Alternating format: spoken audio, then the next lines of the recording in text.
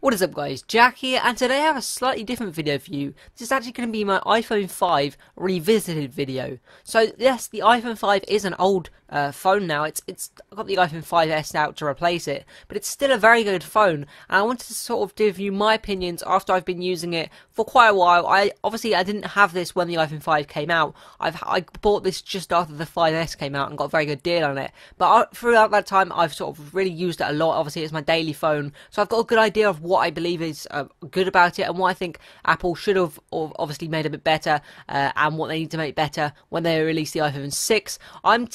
I don't go for every single generation iPhone, as I just find the minuscule changes aren't enough. However, I went from a 4S to the 5, and there's not really a lot of changes. I didn't get the 5S because, as I said, there's minuscule changes. Probably, hopefully, we'll be getting the iPhone 6.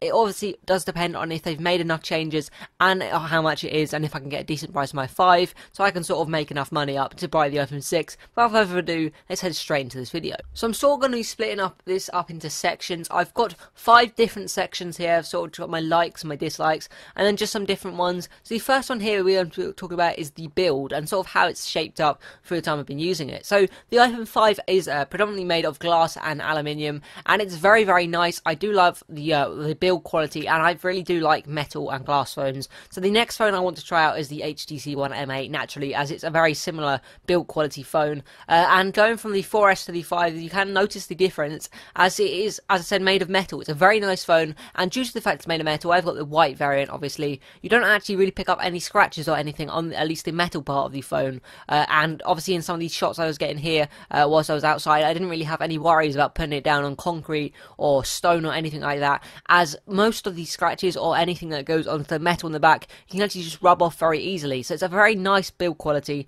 Obviously there is the issue of around the edges of these chamfered edges that they do chip very easily, and I have the white variant, as I said, and it's not as bad. I've seen people who have the black iPhone 5 and that does look very, very bad. However, on here at least it doesn't look too bad. However, it's just annoying when you spend a lot of money on the phone and it just sort of damages quite easily. But other than that, it still looks almost brand new, and I very rarely use a case for my phone, or if I do, it's only a very sort of simple like snap-on case. But this, I genuinely just use it naked as it is. I've not really had any issues. It goes in my pocket every day, and I just sort of mixes around with everything else. I've not really had any issues.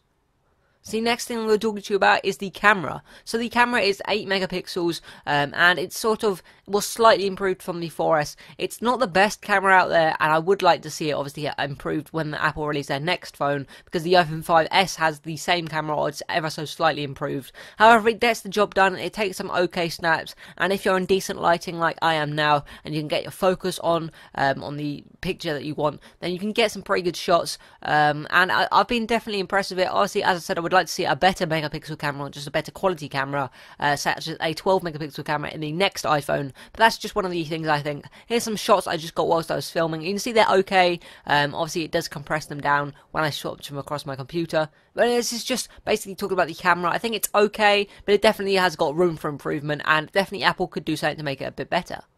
So next I want to talk to you about the performance and how it's shaped up, considering this is a phone which is over a year old now, even older, sorry, and it's still running absolutely fine. Also consider the fact that my phone is jailbroken, and I've had it jailbroken since the iOS 7 jailbreak came out, and I've not experienced any lag at all. I have quite a few tweaks installed, considering that quite a few tweaks does generally normally slow down your device. I've not had any drop frames at all. I do a bit of gaming on here, and there's not crashed or anything like that, and it just runs very well, much better than I was expecting. Well, as I said, I keep referring back to my 4S. When I had my 4S jailbroken, I did used to get a lag every now and then, but with this, it's absolutely flawless, and you would just expect it to be running as if it was not jailbroken. So I've been very, very impressed. General day-to-day usage, not had any issues, just such as texting, phoning, just using Twitter. As I said, the light sort of gaming, such as Flappy Bird, I hate to say it, and just games such as that, then I do not had any problems with them, and I've been very impressed with how it's shaped up throughout the time of me using the phone.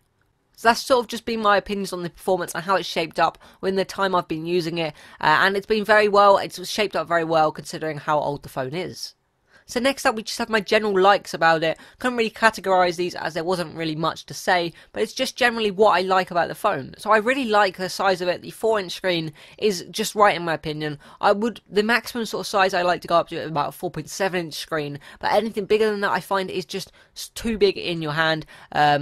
Just please don't make any innuendos about that paragraph I just made. But yeah, at the moment I think the 4-inch screen works just fine, and it's definitely something which Apple don't need to focus on too much in the future. They're definitely going to need to change the size if they want to compete with some of the higher end phones, such as the Samsung Galaxy S5 and the HTC One M8.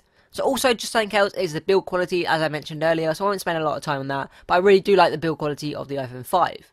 So next, moving on to just how iOS works. So this isn't really about the iPhone, but I wanted to just touch on it. That is why one of the reasons that I stick with iOS over iPhones and iOS is because it's just a very nice operating system, especially when you jailbreak it. In my opinion, it works best when jailbroken, as you can just tweak it to how you like it. But it just works very well. For example, in the music application here, I've just got all of my music easily accessible. Where I find with Android, it's actually I just found it wasn't that nicely laid out in the music application. That's just my opinions and what I think about iOS and just my general likes about the iPhone 5. So last but by no means least, we do obviously have the dislikes, and I have to say there's not very many. I mean, I'm trying to be as unbiased as I can here, but genuinely I really don't dislike that much about this phone. I mean, the one thing I would say is battery life. Battery life could definitely be improved, but considering it's only a 4-inch screen, it's quite a small phone, then they've done their best to cram the biggest battery in as possible, but it would just be nice to see a slightly bigger battery in the next generation iPhone, or obviously the iPhone 6 after the 5S. But anyway, this has sort of been a slightly different video, just touching on the iPhone 5 sort of revisited. Definitely comment down below if you think I should do this on some other devices such as the iPad mini first generation, as I do tend to keep devices a lot longer than some other technology reviewers out there, purely down to the fact that I can't afford to upgrade my devices all that much. But to be honest, as you've probably hopefully seen here today, and as I see, there's no need to upgrade the phones that much, but considering the fact that my iPhone 5 still runs absolutely flawlessly, and I went into the Apple store the other day, tried out the 5S, and to be honest, it just runs very similar to mine.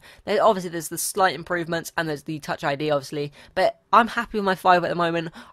As I said, I will probably be getting the iPhone 6, but in the meantime, I'm hoping to get the HTC One M8, just waiting for some absolutely awesome deals on eBay to come out, and also I'm hoping to take a look at the Nexus 5, well, it's a slightly older phone now. But anyway, definitely comment down below saying your thoughts on this, and if you use one of the older devices, it doesn't have to be an iPhone, if you use an old Samsung or anything like that, then definitely comment down below. I'm interested to see what you think about this and your thoughts on this, and as I said, comment down below if you want me to do more of these, and thanks for watching. I'll catch you next time.